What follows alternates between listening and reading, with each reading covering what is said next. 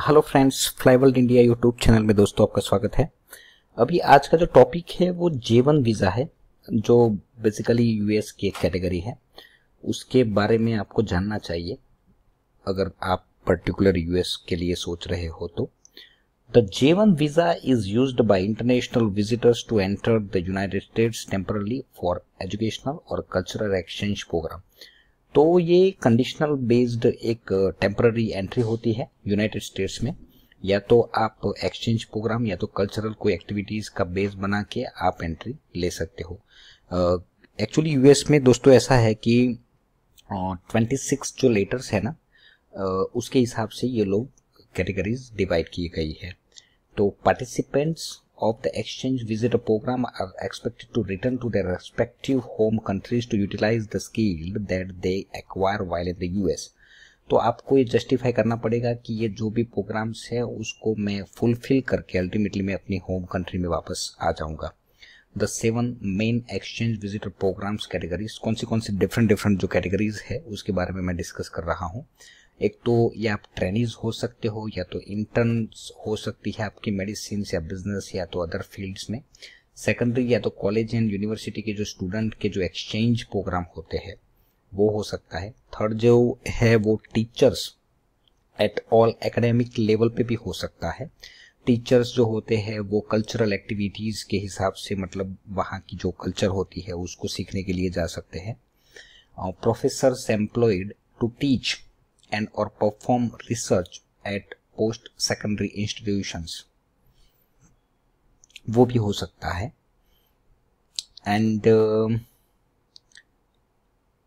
professor employed to teach and or perform research at post secondary institution, या तो फिर government कोई visit हो सकती है। रिसर्च जो स्कॉलर्स होते हैं वो हो सकते हैं। J1 visa holders may be authorized to work in the US as part of their exchange program. Participants in program which do not involve work may not engage in outside employment.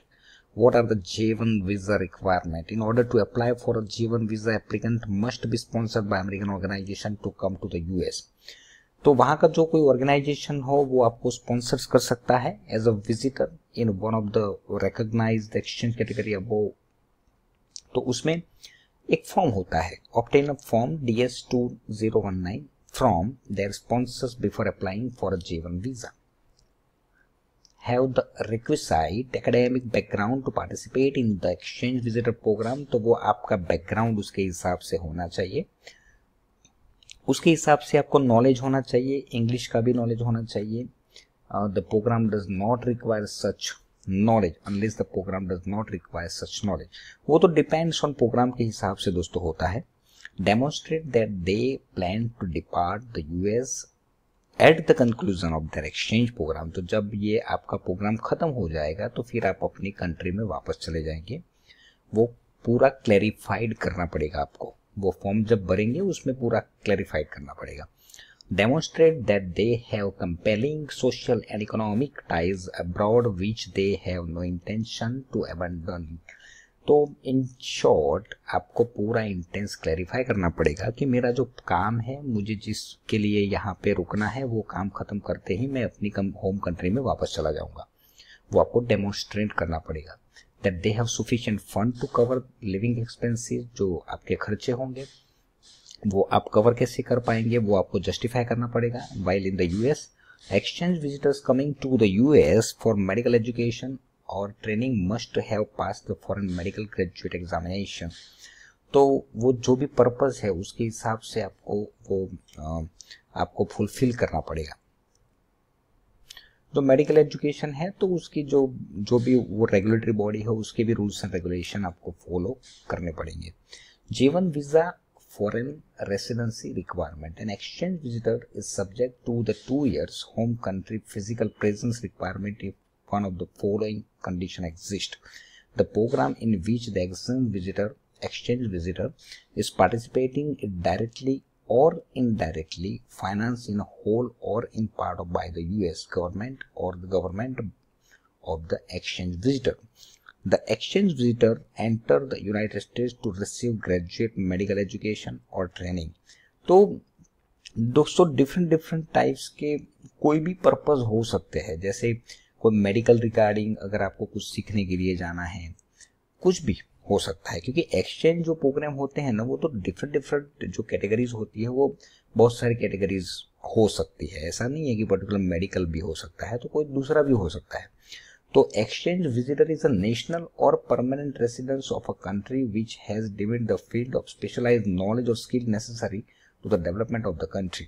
तो वो दोनों side beneficial हो सकता है, दोनों country के क्योंकि ऐसा तो है नहीं, सपोज यूएस जो है पर्टिकुलर वो कई फील्ड में बहुत आगे होता है और सपोज हम इंडियन है तो हम इंडियन लोग कई फील्ड में पीछे होते हैं, तो वो नॉलेज एक्सचेंज के तौर पे हम वहाँ पे कोई पर्टिकुलर एक बेस दिखा सकते हैं कि भाई हमें इसीलिए आप यूएस में एंट्री चाहिए, या तो हम इस कैटेगरी में इसीलिए एप्लीकेशन अप्लाई कर रहे हैं क्योंकि हमें ये पर्टिकुलर स्पेशल नॉलेज चाहिए। वो नॉलेज लेके हम अपनी स्किल डेवलप करके जो नेसेसरी वो डेवलपमेंट होगा वो दोनों कंट्री के लिए बेनिफिशियल है, वो समझा रहा है वो।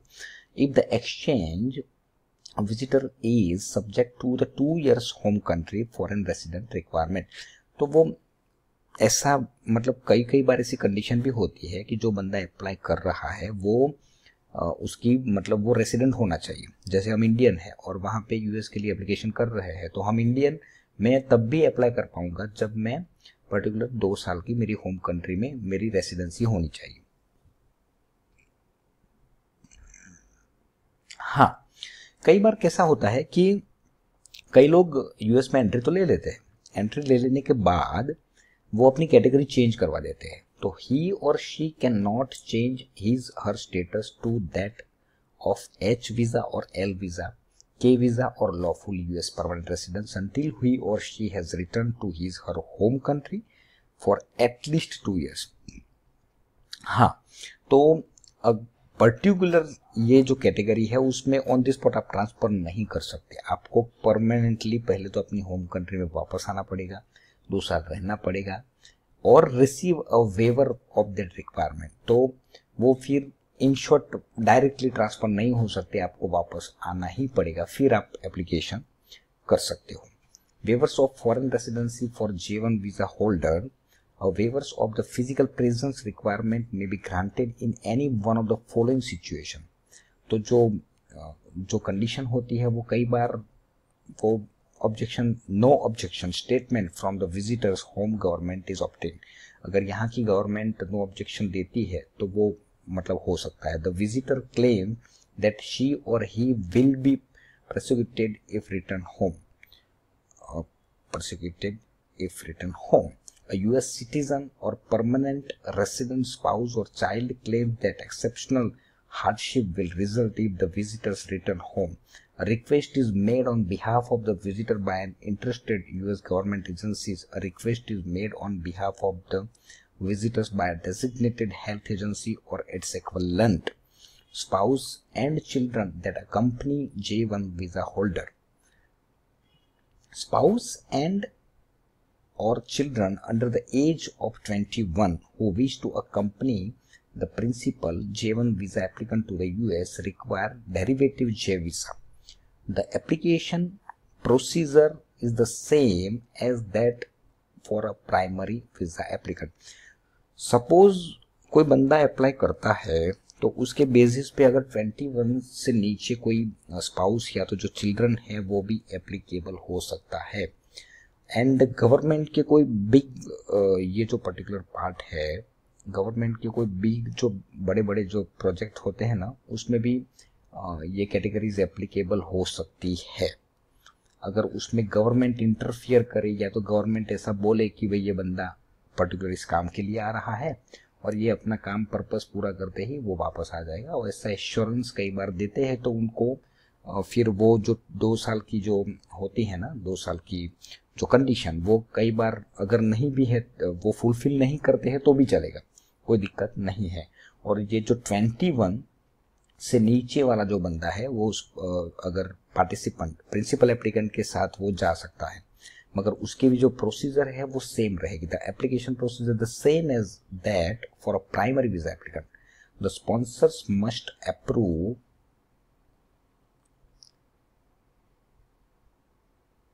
The accompanyment of the spouse and or children and issue each approved family member or okay तो वो जो साथ में जो बंदा जाएगा ना 21 से नीचे का, तो उसका भी DS 160 जैसे फॉर्म होता है B1 B2 कैटेगरी में, वैसे हर एक कैटेगरी के अंदर DS 2019 इसमें एप्लीकेबल होगा, तो वो भी अलग से भरना पड़ेगा। As well in addition company family members of the principal applicant must demonstrate that they have sufficient financial resources to cover all expenses, तो वो अपना खर्चा खुद निकाल पाएगा, उसका जस्टिफिकेशन फाइनेंशियल रिसोर्सेज आपको दिखाना पड़ेगा। Wire in the US accompanying spouse और children of the J1 visa holder may study in the US during the principal applicant exchange, but they are not authorized to work. वो कुछ पढ़ाई कर सकते हैं, छोटा मोटा कुछ कोर्स कर सकते हैं, मगर वो काम नहीं कर सकते। J2 visa holders may however apply to US citizenship and immigration service for employment authorization। जो साथ में जाना वाला जो बंदा है, J1 J2 कैटेगरी बोलते हैं इसको, तो साथ में जाने वाला जो बंदा है वो काम के लिए जो एम्प्लॉयमेंट सर्विसेज होती है वहां पे ऑथोराइजेशन लेना पड़ेगा। वो ऑथोराइजेशन लेने के बाद वो बंदा काम कर सकता है। तो ऐसा एक छोटा सा मैंने आइडिया आपको दे दिया पर्टिकुलर इस कैटेगरी के बारे में, क्योंकि हमारी जो कंपनी है वो बेसिकली यूएस में बहुत सारी कैटेगरीज के लिए काम नहीं करती है, मगर मुझे ऐसा लगा कि ये कहीं ना कहीं किसी को काम आएगा, तो उसकी वजह से मैंने थोड़ा डिस्क्लोजमेंट दे दिया है। अगर फिर भी कुछ ज़रूरत पड़े तो हम आपको हेल्प कर देंगे, कोई दिक्कत नहीं है। हमारी कंपनी जितना हो सके हेल्प करेगी हम। वैसे तो हमारी जो कंपनी है वो B1 B2 विजिटर वीज़ा ये and F1 F2 student visa उसके ऊपर ही काम करती है, मगर एक्चुअली जो यूएस की जो पर्टिकुलर जो डिपार्टमेंट है, कैटेगरीज है, वो बहुत सारी कैटेगरीज है यूएस में, तो वो सारी कैटेगरी में हम काम नहीं करते हैं। मगर फिर भी अगर मेरा कुछ गाइडेंस चाहिए आपको तो वो आप ले सकते हो, कुछ भी हो तो मुझे मेल भी कर सकते हो। जो मेरी कंपनी का जो साइट है उसके ऊपर ऑल मेल्स आर अवेलेबल, सारे मेल्स मैंने मेंशन किए हैं, ईमेल आईडी, तो उसके ऊपर जाके मुझे ड्रॉप करिए मेल, तो मैं आपको कुछ हेल्प कर सकूं पर्टिकुलर उस रिगार्डिंग।